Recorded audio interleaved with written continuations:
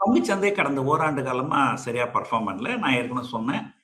உலகத்திலேயே ஆக மோசமான பங்குச்சந்தையா நம்முடைய பங்குச்சந்தை. 2025. ம். அப்போ ஒரு முதலீடு பண்றதுக்கே இங்க வழி இல்ல அப்படின்னு ம். வச்சுங்களேன். ஓகே. ஒரு ஒரு ஒரு ஒரு ஜோக்கா சொல்றேன் பாருங்க.